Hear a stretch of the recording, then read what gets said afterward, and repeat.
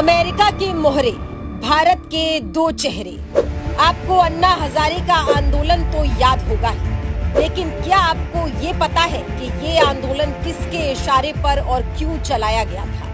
America के पूंजीपतियों को भारत में अपना व्यापार करना था, लेकिन कांग्रेस सरकारों में वो भारत को कंट्रोल नहीं कर पा रहे थे और अपने मन मुताबिक एजेंडा भारत पर थोप नहीं पा रहे थे।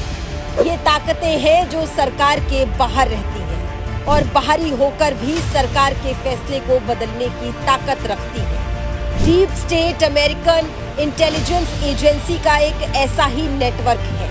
इसमें CIA, FBI, NSA आदि शामिल हैं। कहा जाता है कि अमेरिका में जो लोकतांत्रिक रूप से चुनी गई सरकार है, उससे ज्यादा ताकत डीप स्टेट के पास है। दुनिया भर में जो सरकारें गिरती हैं या फिर सत्ता से बाहर होती हैं, उसमें डीप स्टेट की भूमिका कहीं न कहीं होती है। भारत में भी मनमोहन सिंह सरकार इसी डीप स्टेट की साजिशों का शिकार हुई। 1993 में अमेरिकी स्टेट डिपार्टमेंट और ACYPL ने मिलकर गुजरात के युवा नेता के रूप में नरेंद्र मोदी को ट्रेनिंग दी। ट्रेनिंग पूरी होने के बाद अचानक नरेंद्र मोदी को गुजरात का मुख्यमंत्री बना दिया गया। विवेकानंद इंटरनेशनल फाउंडेशन भी इसी डीप स्टेट का प्यादा है। डीप स्टेट ने विवेकानंद फाउंडेशन के साथ मिलकर मनमोहन सिंह की कांग्रेस सरकार को सत्ता से हटाने का षड्यंत्र रचा था।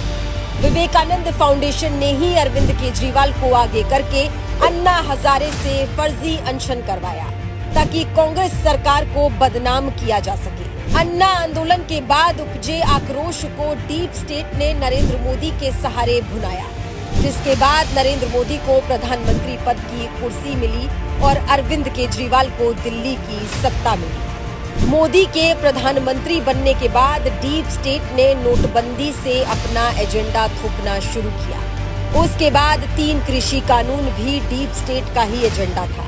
नरेंद्र मोदी जब 3 कृषि का एजेंडा थोप नहीं पाया तो उन्हें एहसास हो गया कि डीप स्टेट उसकी सरकार को भी हटवा सकता है। इससे बचने के लिए मोदी भागे और बिन बुलाए अमेरिका पहुंच जाते हैं ताकि डीप स्टेट वाली उनकी सरकार बची रह सके।